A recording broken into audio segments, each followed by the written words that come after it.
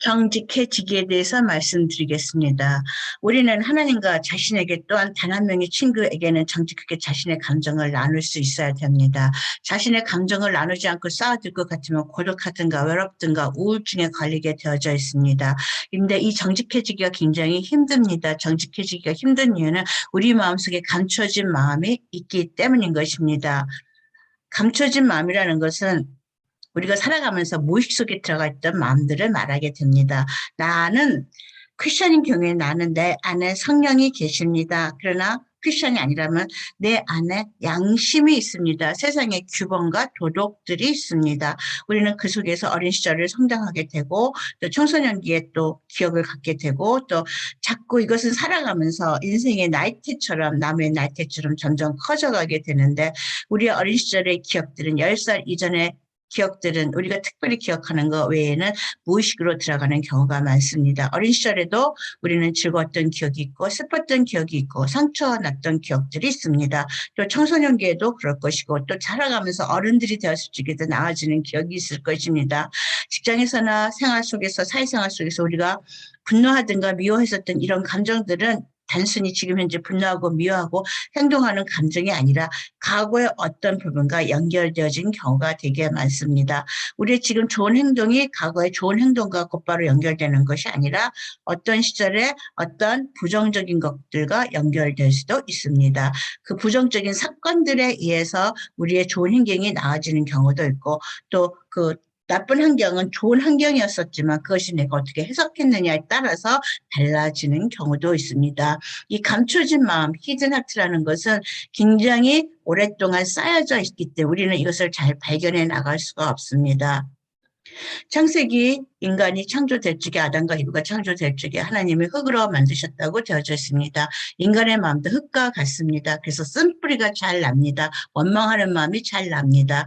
땅이라는 것, 흙이라는 것은 가꿔주지 않으면 경작하지 않으면 쓴뿌리가 나고 잡초가 나도록 되어져 있듯이 우리의 마음도 흙과 같아서 경작하고 가꾸어주고 나쁜 것은 뽑아내고 노력하고 반성하고 그렇지 않으면 쓴뿌리가 잘 나게 되어져 있습니다. 이것을 불경에서는 견성이라고 말합니다. 자기를 바라보는 것, 자기 성찰을 계속하십시오라고 말하게 됩니다.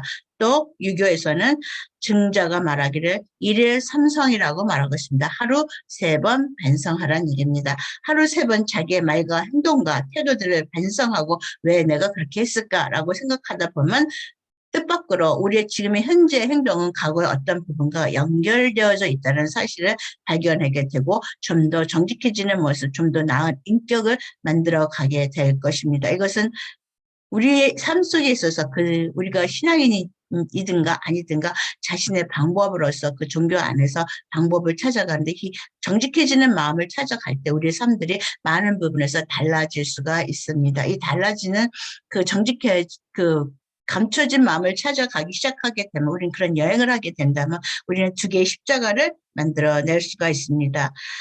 켈빈이 말하기를 우리는 인생에 있어서 이중구조로 되어져 있는데 하나님에 대한 지식과 은혜가 커져가야 되고 자신에 대한 지식과 자신의 죄에 대한 지식이 커져가야 된다라고 말하고 있습니다. 자신을 아는 만큼 하나님을 알 수가 있고 하나님을 아는 만큼 자신의 죄성에 대해서 안다라는 얘기인 것입니다. 그러면 크리스천이 아니라면 이렇게 말할 수 있습니다. 우리는 살아가면서 자기가 얼마나 별 볼 일 없는 인간인지 내 안에 얼마나 더러운 것들이 많은지 내 안에 얼마나 열등감이라든가 방황이라든가 세속적인 것이라든가 헛된 것을 찾아 헤매는가라는 걸 점점점 커져가는 것을 발견하게 될 것이고 삶이 얼마나 무거운 것인가 힘든 것인가 그래서 인생은 고라고 말했죠. 불경에서 말하기를. 그거 외에도 산다라는 것이 얼마나 그리고 그 사는 인생 속에서 보이지 않는 손길들이 얼마나 작용하고 있는가라는 것을 점점 느껴가게 될 것입니다. 이 안에서 그 정직해지기를 하신다라면 자기 성찰이 점점 커져갈 것입니다. 십자가가 커져간다라고 말할 수도 있겠죠. 어떤 사람은 이것을 점점 커져가게 만들고 어떤 사람은 이것을 그냥 아무리 세월이 흘러가도 이것이 커져가지 않고 고정된 사이즈를 갖게 됩니다. 이 커져가는 사람들은 마음에 빈자리가 별로 공허가 별로 없지만 커져가지 못한 이 사람들은 이 마음에 빈 공허의 자리가 들어가고 세상적인 것, 세속적인 것, 헛된 것, 남들이 하니까 나도 하는 것, 그런 것들로 채우다가 보면은 그것을 얻는 경우도 있고 얻지 못하는 경우도 있고 그래서 많은 갈등을 느끼게 됩니다. 이 사이에 친밀감으로 채우시는 분도 있을 것이고 세속적인 것으로 채우시고 영성으로 채우시는 분들도 신앙으로 채우시는 분들도 있을 것입니다. 이 두 개의 십자가는 다른 인생관, 태도, 삶을 만들어냅니다. 커져가는 십자가는 절대적인 기준치를 봅니다. 같은 크기의 십자가는 상대적인 기준치입니다. 남들보다 잘 사는 것, 남들보다 나아 보이는 것, 우월감이 중요한 문제일 것이고 열등감을 느끼게 될 것 같으면 불안하고 불행하다라고 생각하실 것입니다. 인생의 절대적인 기준치가 어디 있느냐라고 말하지만 우리는 흔히 말하지도 진리가 불변한다고 말합니다. 그러나 그 진리가 무엇이냐고 말하는 사람들도 있겠죠. 그러나 살다 보면 양심의 가치에 의해서 인생의 가치에서 절대적인 기준치를 만나는 경우가 있고 상대적인 기준치로 항상 사시는 분들이 있습니다. 남의 눈에 대들보를 보는 것이 아니라 자신의 대들보가 보입니다. 남의 눈에 티밖에 보이지 않습니다. 그래서 나의 문제를 해결하기 위해서 노력하기 바빠서 남의 얘기를 잘 하지 않습니다. 삶이 만족되지 않으면 남의 얘기를 그렇게 많이 하십니다. 자기 얘기는 잘 하시지 않는데 이분은 남의 얘기할 시간이 없습니다. 자신의 것을 말하자면 보게 되고 자신을 고치기에 바쁘기 때문입니다. 여기는 행동의 죄를 고백합니다. 거짓말하지 않으면 도둑질하지 않으면 가늠하지 않으면 나는 오케이 좋은 사람입니다. 여기는 생각과 마음의 죄를 고백합니다. 생각과 마음의 죄가 뭐가 문제냐라고 여기서 말씀하시게 될 것입니다. 행동의 죄를 말하는 사람은 생각과 마음의 죄가 문제가 되지 않는다고 얘기하지만 커져가는 십자가 정직해지기를 원하는 사람은 생각과 마음의 죄가 행동을 일으키기 때문에 행동이 오기 전에 생각과 마음의 죄를 고백하게 된다. 먼저 마음을 지키는 일을 해야 되는 것입니다. 성령 안에서 자유합니다. 편안한 얼굴을 할 수가 있습니다. 잘 감사하게 됩니다. 베풀 수 있게 됩니다. 친절한 말 한마디라도 할 수 있습니다. 여기는 형식과 절차, 형태가 내용보다 중요하기 때문에 나한테 이득이 될 적에만 친절할 수 있고 도와줄 수가 있게 되는 것입니다. 초월적인 하나님을 만나게 됩니다. 하나님을 만날 적마다 경탄합니다. 감사합니다. 놀랍니다. 경의를 느낍니다. 또 두렵습니다. 좌절합니다. 하나님의 기준치에 이르지 못하는 자신을 보기 때문인 것입니다. 여기는 자기의 머릿속에 있는 그 고정된 사이즈 하나님만 만나기 때문에 내가 원하는 것을 해주시지 않으면 화를 냅니다. 분노합니다. 원망합니다. 십계명을 지킬 적에 사랑으로 지키고 기쁨으로 지킵니다. 감사하기 때문인 것입니다. 사랑하기 때문인 것이다. 여기는 음으로 지킵니다. 괴롭습니다. 즐겁지가 않다라는 얘기죠. 그리고 무게만 느끼게 되는 것입니다. 커져가는 십자가, 같은 크기의 십자가가 이렇게 다른 인생관 태도를 만들고 또 진정한 변화와 가짜의 변화를 만들어내게 됩니다. 자신이 늘 부족한 존재인 것을 압니다. 겸손을 배우게 됩니다. 내가 나를 변화시킬 수 없는 그 한계성을 배우게 되고 전능자한테 나를 의지하게 됩니다. 서로 크리스천이 아닌 사람이라 할지라도 전능자의 존재를 의지하게 되고 전능자에게 자신을 의지하고 변화시켜 달라고 말하는 경우가 있습니다.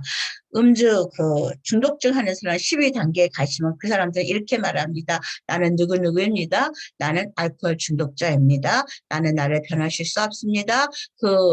내가 모르는 그 전능자가 계셔서 나를 변화시킬 수 있도록 도와주세요. 라고 말합니다. 그들은 하나님이라고 말하지도 않고 부처라고 말하지도 않지만은 다른 전능자의 존재를 인지하고 그것에 자신의 연약함을 의지하고 변화시켜 가려고 노력하고 있습니다. 습관적인 거짓말과 변명의 행동을 하게 되고 나는 문제가 없습니다. 다른 사람들이 다 그렇게 사는데 그렇게 다르다라고 이렇게 말하게 됩니다.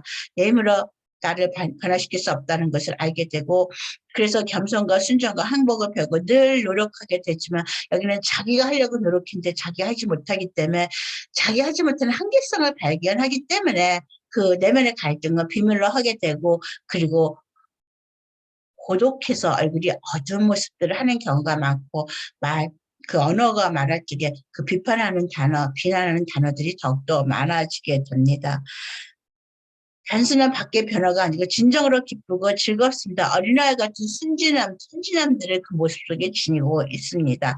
여기는 실패하고 지진 사람들을 비난하게 되고 율법주의자처럼 행동은 굉장히 열심히 하려고 들지만 표정에 즐거움이 없습니다. 기쁨이 없습니다. 어린아이 같은 순진함, 자지러지는 그 화남들이 없다라는 것입니다.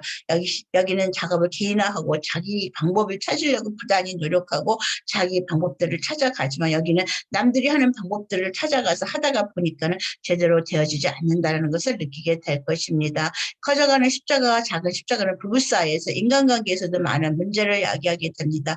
이런 자기가 자기 문제 정직한 사람들은 인간관계에 있어서나 부부관계에 있어서 솔직합니다. 자기의 잘못된 부분들, 자기가 이기적이었던 부분들, 남을 이용했던 부분들에 대해서 부끄러움을 느끼게 되고 감추는 것이 아니라 남한테 양해를 구하고 말할 수가 있는데 이렇게 되는 사람은 절대 자기의 수치스러운 부분들, 연약한 부분들을 얘기하지 못하고 안으로 주게 되고 이 빈자리들은 다른 공허감으로서 지속적인 걸로 채우든가 아니면 자기의 불안감, 또 온전하지 못한 것을 또 가리기 위해서 다른 거짓말을 하게 됩니다.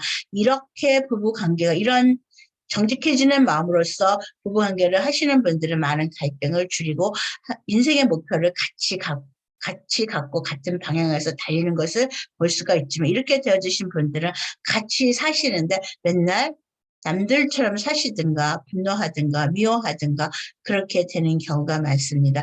이렇게 사시는 분이 이렇게 사시도록 변화되는 경우도 있습니다. 처음부터 이렇게 사실 수 있다면 인생의 성장에서 처음부터 이렇게 성장해 갈 수 있다면 참 좋겠지만 많은 경우 이렇게밖에 성장을 못하는 경우가 있어요. 그러나 이렇게 성장하다가 질병이 오든가 사업의 실패가 오든가 갱년기나 중년기나 인생의 어떤 그 자녀의 뭐 여러 가지 문제들 환란을 겪으면서 이것이 갑자기 이렇게 커지는 경우도 있습니다. 그러면서 사람이 변화한다라고 말하는 그런 것을 만들어내는 경우도 있습니다.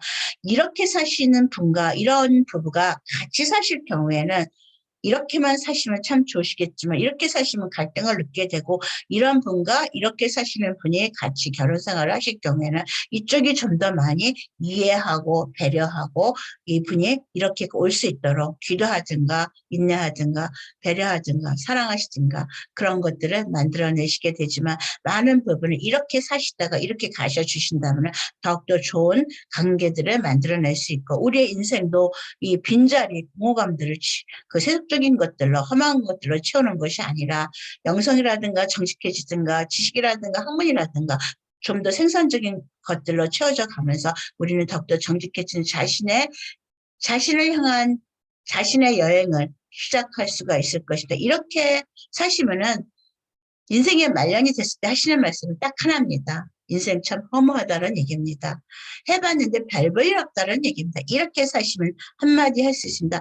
나는 잘 살았습니다. 노력했습니다. 다 잘한 거 아니지만은 노력했다는 사실이 즐겁고 이 세상은 그래도 살만했었고 좋은 세상이라고 말하고 나는 더 이상 세상에 대해서 여한이 없습니다. 자유롭게 이제 갈 수 있습니다. 나를 자유롭게 할 수 있지만 여기는 늘 얽매이는 상태에서 무엇이 얽매이는지도 모르면서 삶을 살게 된다는 것입니다. 정직해지는 것은 이 마음속에 내 안에 무엇이 있는지를 찾아가는 여행을 시작하시게 되고 이것을 더욱더 큰 하나님에 대한 지식이 더욱더 커져가고 자신에 대한 지식을 깨져가면서 깨어져가고 내면이 깨어져가고 좀 더 자유로운 인생, 세상의 것에 얽매이지 않고 하나님 나라는 또 다른 것들을 자유롭게 살 수 있는 그런 삶을 영위할 수 있도록 만들어 주시지만 자기에 대한 그 내면의 그것들을 그 감춰진 것을 찾지 못하면 이런 삶을 살게 되고 노년에는 인생 참 허무하다, 재미없다, 분노한다, 쓸쓸하다 이런 말들을 많이 하시게 될 것입니다. 감사합니다.